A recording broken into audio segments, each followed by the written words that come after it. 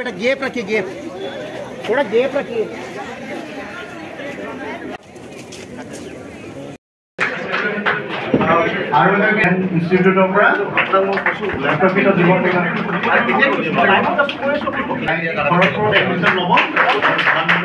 যোৱা 5 বছৰত বা 6 বছৰত অসমত এটা ট্ৰেণ্ড আৰম্ভ হৈছিল যে NIT আৰু JEE অৰ্থাৎ ইঞ্জিনিয়াৰিং আৰু মেডিকেল সিটৰ কাৰণে অসমৰ বিভিন্ন জাগাত আজমল ফাউণ্ডেশ্যনে কিছুমান কোচিং কেম্প কৰিছিল আৰু সেই কোচিং কেম্পৰ সুবিধা লৈ বহুত ছাত্ৰ ছাত্ৰীয়ে মেডিকেল আৰু ইঞ্জিনিয়াৰিঙত সিট পাইছিলে। কিন্তু এই যিটো আজমল ফাউণ্ডেশ্যনৰ শিক্ষা ই সাৰ্বজনিক নাছিলে আৰু সকলো জাগাতে বা সকলো সম্প্ৰদায়ৰ লোকক ই সামৰি লোৱা নাছিলে। ইয়াৰ বিপৰীতে ৰাজ্যিক যুৱ আয়োগৰ অধীনত আমি সকলোকে সামৰি মেডিকেল আৰু ইঞ্জিনিয়াৰিং কলেজত যাতে দুখীয়া আৰু মধ্যবিত্ত ল'ৰা ছোৱালীয়ে পঢ়িব পাৰে তাৰ বাবে আমি কিছুমান কোচিং চেণ্টাৰ আৰম্ভ কৰিছিলোঁ। প্ৰথম LN নামৰ ভাৰতৰ বিখ্যাত শৈক্ষিক প্ৰতিষ্ঠানটোৰ লগত লগ লাগি আমি ডিব্ৰুগড়ত 2023 চনত এই কোচিং চেণ্টাৰ ডিব্ৰুগড়ত প্ৰথম আমি আৰম্ভ কৰিছিলোঁ। এইবাৰ এই চেণ্টাৰৰ পৰা 291 ল'ৰা ছোৱালীয়ে NEET আৰু JEE এপিয়াৰ হৈছিলে আৰু ইয়াৰ পৰা 224 জন ল'ৰা ছোৱালীয়ে পাছ কৰিবলৈ সক্ষম হৈছে। পাছ পাৰ্চেণ্টেজ ইজ 76।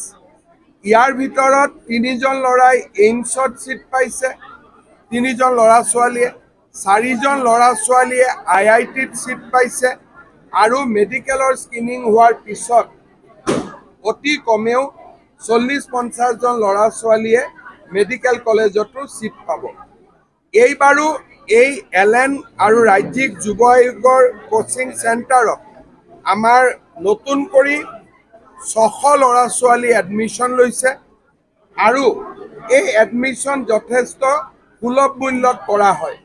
আজি গুৱাহাটীত বা কোটাত গ'লে LNত পঢ়িবৰ কাৰণে যিমান পইচা লাগে তাৰ 5% পইচাও আমি ইয়াত নলওঁ আৰু বেছি দুখীয়া হ'লে আমি সম্পূৰ্ণ বিনামূলীয়াকৈ পঢ়ুৱাওঁ। এইবাৰ আমি নতুনকৈ ডিব্ৰুগড়ৰ সফলতাৰ পিছত তেজপুৰত আৰম্ভ কৰিছোঁ। তেজপুৰত ইতিমধ্যে কোচিং আৰম্ভ হৈছে। এই বছৰতে আমি নলবাৰী, শিলচৰ আদি স্থানতো আমি এই কোচিং চেণ্টাৰ আৰম্ভ কৰিম। ৰাজ্যিক যুৱ আয়োগে আৰম্ভ কৰিব। ৰাজ্যিক যুৱ আয়োগৰ অধ্যক্ষ তৰংগ গগৈ আৰু তেওঁৰ এণ্টায়াৰ টিমটোক এই সফল প্ৰচেষ্টাৰ বাবে মই ধন্যবাদ জনাইছোঁ আৰু ডিব্ৰুগড়ৰ LN চেণ্টাৰৰ উদ্যোগত বা ৰাজ্যিক যুৱ আয়োগৰ উদ্যোগত যি এটা শৈক্ষিক নৱজাগৰণ আৰম্ভ হৈছে ই যদি আমি এটা পৰ্যায়লৈ লৈ যাব পাৰোঁ অসমৰ ল'ৰা ছোৱালী ভাৰতৰ উন্নত শিক্ষা অনুষ্ঠানবিলাকত এইমছ, IIT, IIM আদিত বহুত আসন পাব বুলি মই বিশ্বাস কৰোঁ। 5 বছৰ লাগিব কিন্তু 5 বছৰত এই আন্দোলনটো আমাৰ সফল হ'ব বুলি মই অনুভৱ কৰোঁ। ডিব্ৰুগড়ত মিনি ছেক্ৰেটেৰিয়েট নহয়, মুখ্যমন্ত্ৰীৰ সচিবালয় হ'ব। মুখ্যমন্ত্ৰীৰ সচিবালয় ছেপ্টেম্বৰৰ 1 তাৰিখৰ ভিতৰত আমি ইয়াতে আৰম্ভ কৰিম। বেলেগ ফাললৈকে নিনিব আৰু কথাটো। আজি ইমান ভাল দিন এটাত ইয়াতে থাকক আৰু যদি দুখ লগা কথালৈকে গুচি যাওঁ, কালি হেডলাইনটো দুখ লগা, কালি এতিয়া যদি মই দুখ লগা কথাৰ এটা উত্তৰ দিওঁ অহাকালি দুখীয়া আৰু মধ্যবিত্ত ল'ৰা ছোৱালীবিলাকে এই খবৰটো নাপাব যে LNত পঢ়িব পাৰে। মই আপোনালোকক এইটোৱে ক'লোঁ, এই প্ৰশ্নতে মোক বাহিৰত সোধক মই উত্তৰ দিওঁ, কিন্তু আজি অন্ততঃ এই কথাটো যদি মই ইয়াৰ পৰা কওঁ আচল কথাটোৱে গৈ উত্তৰটো নাপাবগৈ, পেপাৰত ইটো যাব। মই আপোনালোকক ইমান অনুৰোধ কৰাৰ পিছতো কিয় ইনচিষ্ট কৰিছে? মই কৈছোঁ যে একেটাই প্ৰশ্নৰ উত্তৰ মই বাহিৰত দিয়াত মোৰ আপত্তি নাই বুলি মই কৈ আছোঁ নে?